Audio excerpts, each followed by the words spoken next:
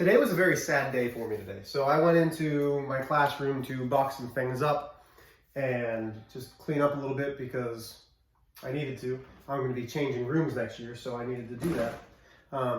But what worried me was my rag. So all of the stuff on my whiteboard had been moved. So my markers, my erasers, but my favorite rag, the one that I haven't washed in 14 years, had been moved. I know it sounds silly, I want to keep my family safe, so today I brought it home and it is soaking in a tub right now, trying to get all of that black stuff off of it, and then it's going to go in the washing machine. So it'll be the first time in 14 years that my dry erase rag has been washed, and that's disappointing to me. So the past two extension videos, we graphed from slope-intercept form, we graphed from standard form into slope-intercept form, and today what we're going to do is only graph two things. So the goal for today is horizontal and vertical.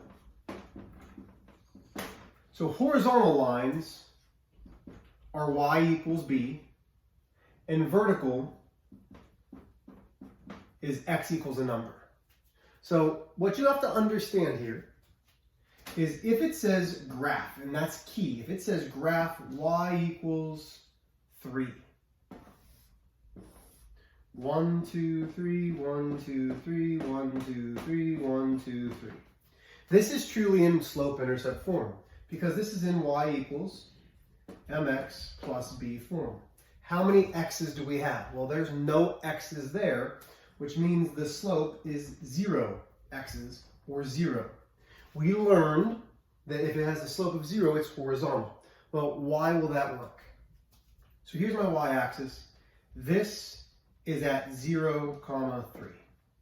This point right next to it is at 1, 3. This is at negative 1, 3. All of those points have y as 3. So if you're given y equals just a number, the constant, then it will be a horizontal line. So the tough one is x equals. It would have to clearly say graph. You would need to know that it's graphing a linear equation, because if you see x equals a number, most of us would try to graph that on a number line, and that's not correct. So it would say graph x equals negative 3. 1, 2, 3, 4, 1, 2, 3, 4, 1, 2, 3, 4, 1, 2, 3, 4. So what we're doing is we are graphing all of the points where x is negative 3. So the easiest one to graph is right here.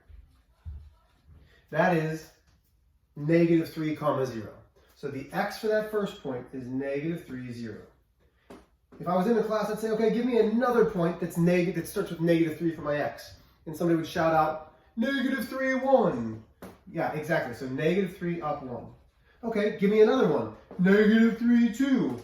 Yeah, perfect. Negative 3, 74. Okay, now you're just being jerks. How about negative 3, negative 1? And then we have, so when it's just x equals, that's not a very great vertical line, but it's supposed to be straight up and down. It is vertical.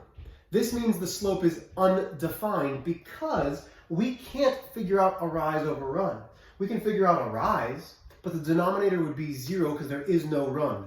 Anytime that you divide by 0, it's going to give you this error in your calculator, and I promise that I could teach it to you why 0 is undefined. It took me 4 different blue books in abstract algebra in college to define why that happens, and it's miserable. You don't know enough math right now. So just understand that you cannot divide by 0 right now, okay? Hopefully someday you'll take enough math classes that you'll learn why you can't divide by 0, but you cannot divide by 0. Therefore, when it's just x equals, it's a vertical line. Ladies and gentlemen, this is the last video, the last teaching that I'll do for this year. I love you guys. I hope you have a great summer.